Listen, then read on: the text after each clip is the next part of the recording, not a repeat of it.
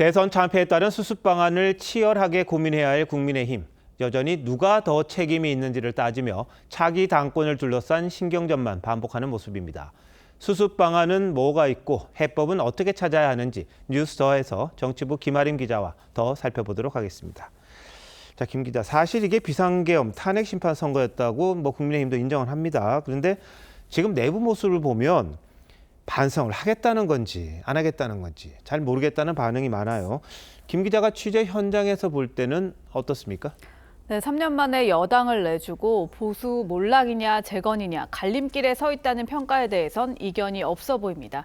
오늘 대선 후 첫 의원총회에서도 쇄신 플랜과 거대 여당의 입법 독주에 대한 대응책보다는 지도부 책임론과 차기 지도체제에 대한 논쟁이 좀 반복됐고요.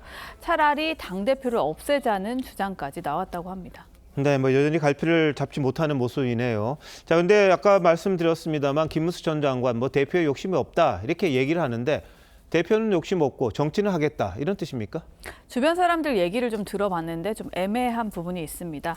김 전 장관 측 관계자는 당과 국가에 대해 많은 걱정을 하고 있고 어떻게 당에 기여할 수 있을지 고민 중이라고 했습니다. 당대표엔 욕심이 없다고는 했지만 막상 말하는 걸 들어보면 정치권 자체를 떠나겠다는 생각은 아닌 듯합니다. 자신은 죄인이고 또 뭔가 하겠다는 건 맞지 않다면서도 이 나라는 구해야 한다고 했고요.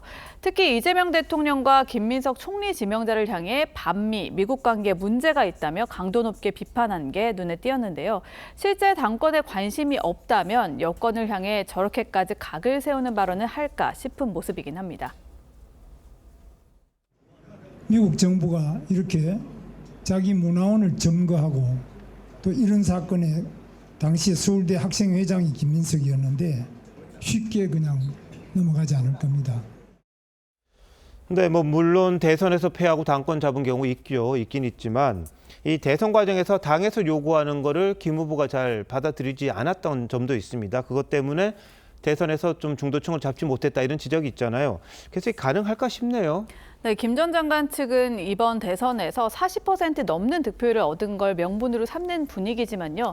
말씀하셨듯이 중도 확장력에 한계가 있다는 점에서 과연 보수 재건이란 과제를 제대로 수행할 수 있을지 의문을 갖는 사람들이 많은 것도 사실입니다. 현재 가장 많은 유권자가 살고 있는 경기도의 이번 대선 성적을 봐도 경기지사를 2번 지낸 김 전 장관의 득표율은 37.95%로 이재명 대통령 52.2%에 15% 가까이 뒤졌습니다. 지상파 출구조사에서 중도층 표심도 이재명 59.4%, 김문수 29%로 2배 가까운 차이가 났습니다. 당내에선 김 전 장관이 계엄 사과와 부정선거론 선긋기에 머뭇거리면서 수도권 민심을 잡을 기회를 놓쳤는데 전면 쇄신해야 할 전당대회에 나오는 게 맞냐는 비판이 나옵니다. 네, 대체로 보면 친한계에서 그런 목소리가 높잖아요. 결국 한동훈 전 대표가 당권을 잡기 위한 포석이다. 이런 해석이 있는데 맞습니까?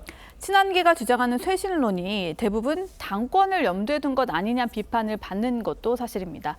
패배 직후부터 당 내부를 향한 공세 수위가 지나치게 높았다는 지적도 있는데 결국 기존 지도부를 쇄신해야 할 대상으로 선긋고 최대한 빨리 전당대회를 열도록 분위기를 유도하려고 한 게 아니냐는 겁니다. 대선 패배에 대한 진지한 자성이 빠졌다는 지적이 그래서 나옵니다.